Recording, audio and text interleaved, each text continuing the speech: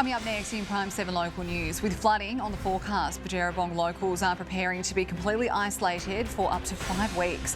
One of the country's oldest coal-fired power stations has been demolished in Willarawang. There are calls to shorten daylight savings for the safety of local farmers. An $800,000 grant will help produce more skilled construction workers in Dubbo. Tennis rackets have been donated to local kids. And in the national news, punishment for a partygoer who breached COVID rules and sent Newcastle into lockdown. And target practice, why NASA is attempting to take out an asteroid with a rocket. That's next on Prime7. This is Prime7 local news. Tonight, small communities around Forbes are preparing for the worst as rain stays on the forecast. Willarawang locals reminisce after the old coal-fired power station was demolished. I'm Daniel Gibson. Later on this news hour at 6:30, shoved into a van and beaten, how a COVID scam led to this attack. And a partygoer punished after flouting the rules and sending a city into lockdown. Now, Prime7 local news. Good evening. Nearby towns around Forbes are bracing for the worst as more rain is expected in the coming days. The SES says there's a good chance some residents won't be able to leave their homes for several weeks. Relief is on the way. Food packs heading towards isolated properties in smaller communities in and around Forbes. Christopher Tan, Prime7 News. The SES has warned that more flooding could be on the cards across our inland rivers from tonight. We're joined by Christopher Tan, and Chris, it's because there's more rain on the way. That's right, Elly. The Macquarie River to Bathurst and the Orange, Molong and Bell Rivers is likely to hit minor flooding in the coming days. Meanwhile, the Lachlan River in most places is also falling. In Forbes, the situation is easing, but flooding is still occurring at Condobolin, where the river is actually rising and could hit moderate levels on Friday. The SES says the Billabula River could also rise to moderate or major levels. We're being urged to stay up to date with the latest information on the SES and BOM websites. Chris Tan in Orange, thank you. It's time for a check of our weather now with Kirstie Fitzpatrick. Kirstie, good evening to you. We've already had record-breaking rain this month and it is not stopping yet. No, not yet, Elly. That's right. Hello to you and good evening, everyone. The wet weather has well and truly arrived for the middle of the working week today, creating those muggy and humid conditions. Showers started late yesterday, overnight Peak Hill and Parks receiving more than 10 millimetres of rain. Today, showers continued. Cowra has already seen 10 millimetres. Bathurst and Oberon seeing showers, but Orange, Condobolin and Cowra have officially recorded their wettest November in more than 100 years. Orange recording more than 243 millimetres in the last 24 days. Temperatures today very mild, the high 20s, the low 30s with those very muggy conditions and some storms around. Now, heavy forecast is again expected tomorrow with flooding a continual risk. Those details on their way soon, Elly. All right, we'll see you a little later in the bulletin. Thanks, Kirstie. In other news, it's a sentimental day for Willarawang residents, saying goodbye to an iconic structure that filled its skyline for decades. Parts of the old Willarawang power station were explosively wiped from its history today, and the town now turns the page to its next chapter. An historic moment. The iconic chimney stacks and boiler house going down in history. Claudia Radoljak, Prime7 News. A man is in a serious but stable condition after being shot in Dubbo. Emergency services were called to the house on Baird Street before 11 p.m. last night. Inside, they found a 34-year-old man with a gunshot wound to his leg and injuries on his face and arms.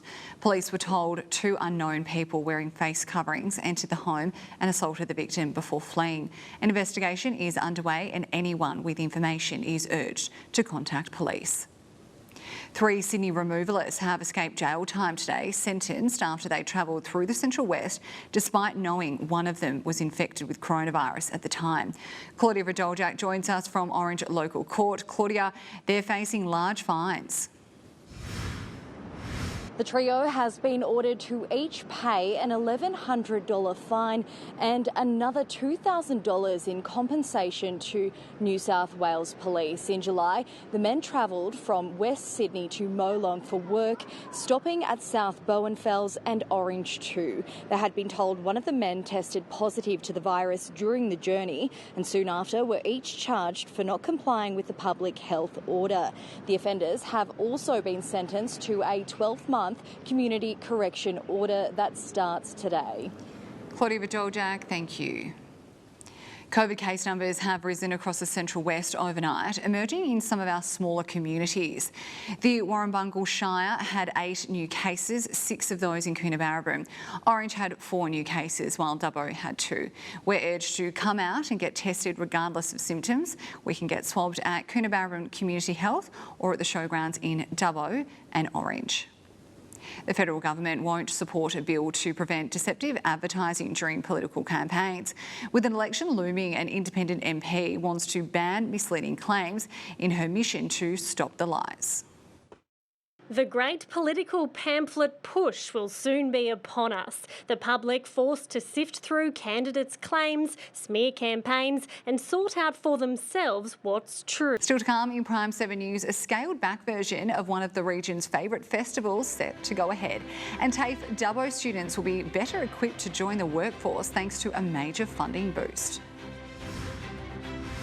And a little later on this news hour at 6:30, shocking pictures released in the hunt for these kidnappers who struck in broad daylight.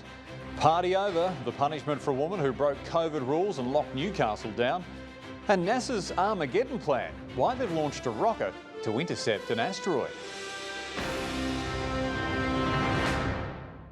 New South Wales has a new police commissioner. Karen Webb has been in the force for 34 years and has worked in specialist units including child mistreatment, drug enforcement and the commander of Highway Patrol. The first female top cop also led us through the Black Summer as the Deputy State Emergency Operations Controller. She says she'll have a strong focus on victims of crime and upskilling and retaining officers. More Dubbo TAFE students will be job ready when they finish their courses thanks to funding for a new learning area on the campus. It comes as the construction boom across our region sees the demand for apprentices skyrocket. Banging away at a career in construction. Amy Southwell, Prime 7 News. 12 local residents have been honoured for their volunteer work in the community at this year's Dubbo Day Awards. Ronnie Gibbs was named this year's Tony McGrain winner for his contribution to Community Rugby League after playing professionally in Australia and England. Other recipients include Phil Peake, a volunteer driver with Live Better, and Faye Angel, who volunteers at the Wallen Community Garden. Meanwhile, Isabel Kelly received the Dubbo Day Committee Recognition Award. Young's National Cherry Festival will go ahead on the first weekend of December. The festival was cancelled due to COVID earlier this year, but now a scaled-back version of Young's most popular event will proceed.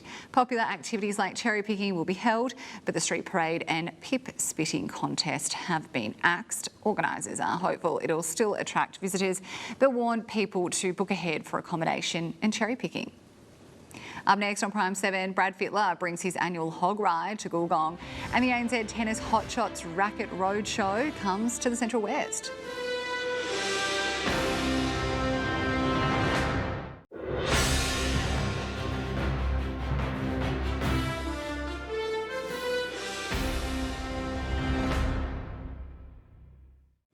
Brad Fittler is gearing up to get back on the road. The New South Wales Blues coach and his entourage will make the trip west for their annual Hogs Ride next month. We go to about 24 towns, 7 clinics, got a couple of presentations. One of the region's best football products is set to lace up her boots one last time. Former international player and Dubbo junior Ashley Sykes is coming out of retirement after rekindling her love for the game. Well, with the Bathurst 1000 set to kick off in less than a week, the grid for the Touring Car Masters race has been locked in. 20 muscle and sports cars from the 60s, 70s and 80s will tackle a 4-race program, starting with practice early on Tuesday morning and the first race that afternoon.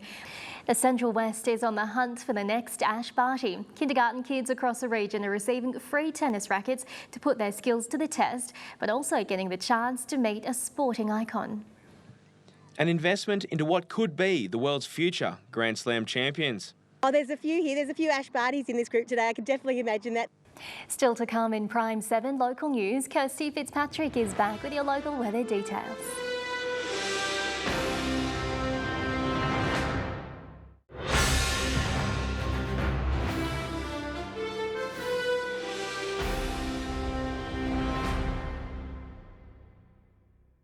Good evening, everyone. We are seeing increasingly unstable conditions across much of New South Wales and Victoria, with a trough of low pressure moving into both states. This trough is combining with tropical moisture, generating showers, heavy rain and storms, and that will continue to move through until the weekend. The system moving offshore into Saturday and Sunday, but continuing to direct some wet weather towards the coastline. Now, the heaviest showers are expected throughout tomorrow and throughout Friday for the Central West region. We could see 30 to 70 millimetres over the next 48 hours. And a severe thunderstorm warning has been in place for heavy rainfall and for damaging winds across southwestern parts of the Central West today. It does remain in place across those regions as well tonight.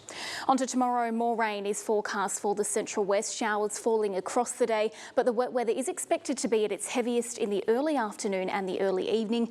Thunderstorms are possible as well, but fairly warm temperatures sticking around with some warm northerly winds and a high humidity. Bathurst reaching 21. Heavy showers will continue into Friday though, again with heavy rain in the early morning and the early afternoon. We could see 20 to 40 millimetres of rain on Friday, but as thunderstorms develop, we could see those localised heavy showers within those storms. We'll also notice a cool southerly wind change impacting our region too though, so while temperatures remain around the mid to high 20s, it could feel a little cooler than that, particularly across the tablelands. By Saturday, the chance of rain is expected to drop fairly significantly back to less than 5 millimetres. The cloudy skies sticking around, a little bit of sunshine here and there, but temperatures also dropping. Condobolin, Forbes and Parkes all down to the high teens, with southeasterly winds around 30 kilometres an hour. Coonabarabra in the low 20s, but Orange reaching just 14. Now that chance of rain will continue to drop off into early next week. Just some drizzly weather around for the weekend. We're not expecting too much rain, but certainly for the days ahead, it is important we stay vigilant. A number of flood warnings and watches are still in place over the next 48 hours. Elly. Great advice. Thanks for that, Kirstie. And that is your local news for tonight. Thanks for watching. Join the debate on your local issues on our Facebook page. Your national news is just moments away with why masks could still be compulsory even when we hit our next vaccine milestone. Have a great evening. Good night.